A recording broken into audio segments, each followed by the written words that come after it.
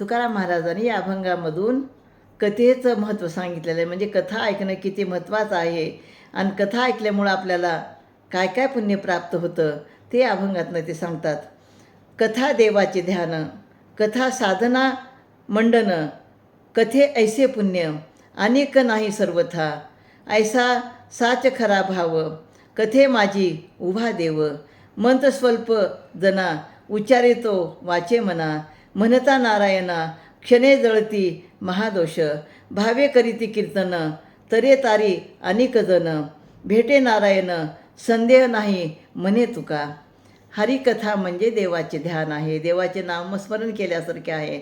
हरिकथेसारखे कोणतेही दुसरे श्रेष्ठ साधन नाही, कारण हरिकथेसारखे पुण्य इतर कोणत्याही साधनामध्ये नाही. कथेमध्ये साक्षात देव उभा आहे असा खरा शुद्ध भक्तिभाव मनात असायला हवा. हरिकथेमध्ये मनात हरीचे ध्यान करून वाचने नाममंत्राचा उच्चार करणे हे सर्वांसाठी अगदी सोपे आहे. मुखाने केवळ नारायणाचे नामस्मरण जरी केले तरी क्षणात महादोषासारखी पातके जळून भस्म होतात. तुकाराम महाराज म्हणतात, जो श्रद्धेने हरिकीर्तन करतो तो स्वतःही तरतो आणि इतर लोकांनाही तारत असतो. मग त्याला या देहात नारायणाची भेट होते, यात कोणत्याही प्रकारचा संदेह नाही.